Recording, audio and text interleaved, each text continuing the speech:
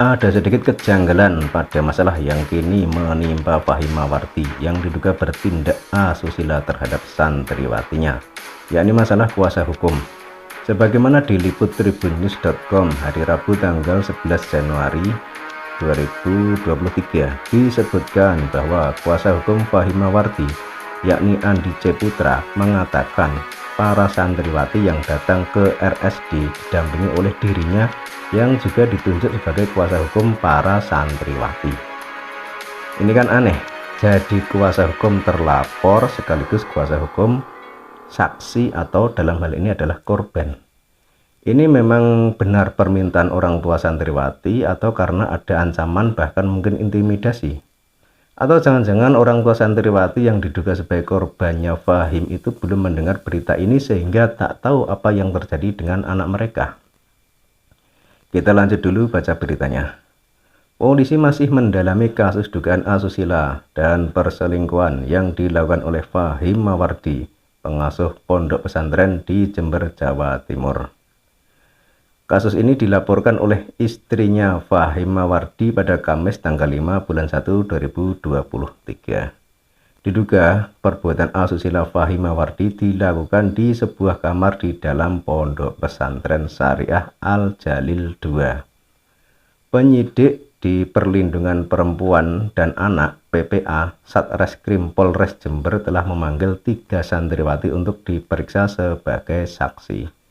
2 dari 3 santriwati yang dipanggil telah berusia dewasa, sedangkan 1 santriwati lagi masih di bawah umur. Kuasa hukum Fahim Mawardi, Andi C. Putra, mengatakan para santriwati yang datang didampingi oleh dirinya yang juga ditunjuk sebagai kuasa hukum para santriwati. Jadi 2 dewasa dan 1 di bawah umur yang diperiksa. Kami selain menjadi kuasa hukum Kiai Fahim juga menjadi kuasa hukum semua santriwati, baik yang dewasa maupun yang di bawah umur. Jelasnya dikutip dari tribunmadura.com.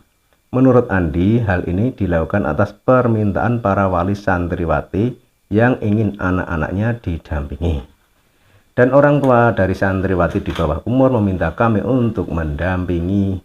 Jadi kami juga menjadi kuasa hukum seluruh santriwati, tuturnya. 15 santriwati jalani visum.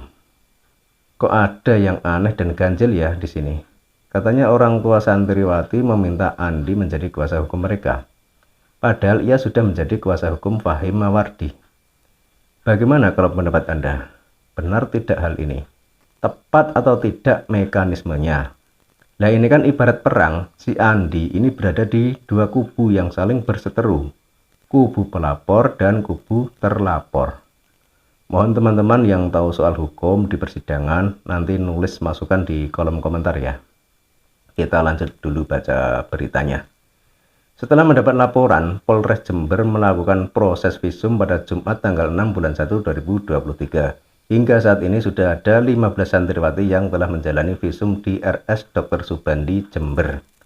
Kanit Perlindungan Perempuan dan Anak PPA Polres Jember Ibtu Diavitasari mengatakan proses visum telah dilakukan terhadap 15 santriwati, namun hasilnya masih menunggu dari dokter. Ada sekitar 15 orang santriwati yang divisum, ujarnya pada Senin tanggal 9 bulan 1 2023, dikutip dari kompas.com.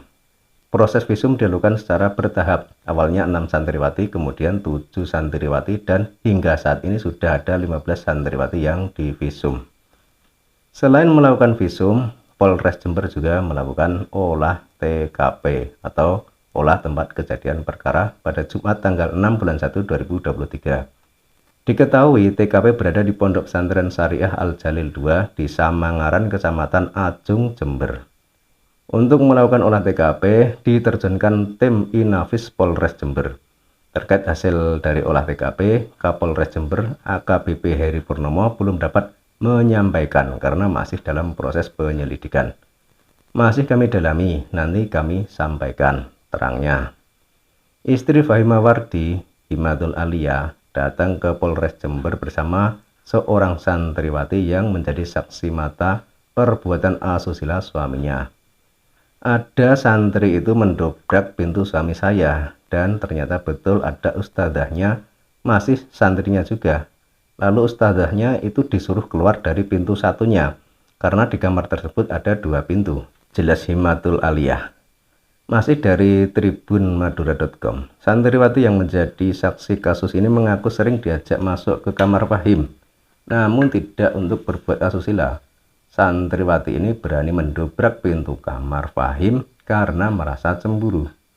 Saya juga heran kok ada santriwati yang berani dobrak kamar gurunya. Ternyata santriwati ini sebelumnya juga pernah ada hubungan dengan suami saya 6 bulan sebelumnya.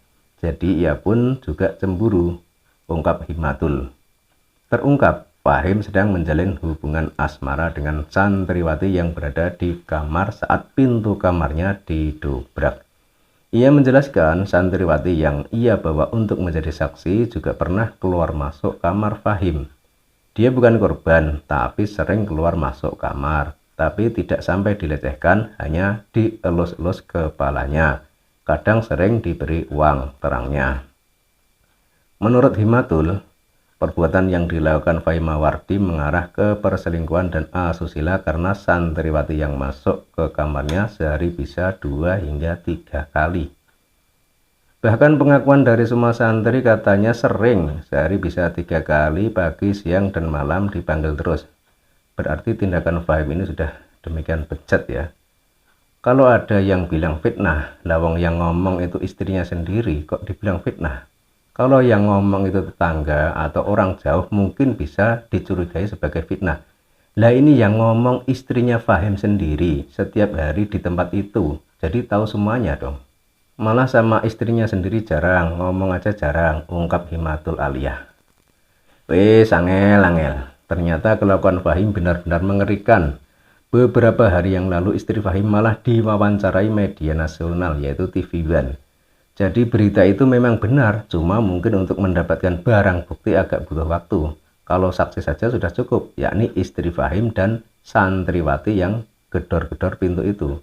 Kalau santriwati yang gedor-gedor pintu itu sebagai saksi sekaligus jadi korban. Ya, demikianlah sedikit kisah perjalanan hidup seorang yang mengaku ustadz yang gemar mengkafirkan orang muslim yang berbeda pandangan, suka menghina kiai dan ulama NU yang sanad keilmuan dan garis keturunannya sudah jelas. Karena merasa hebat akhirnya malah dibikin malu Tuhan lewat istrinya sendiri. Ataukah sebenarnya Fahimah-Wardi selama ini berpenampilan sok suci dan agamis hanya untuk menutupi keburukan sifatnya yang suka mencabuli santriwati itu? Entahlah, seiring waktu berjalan nanti semua akan terjawab. Cukup sekian dari saya dan salam waras.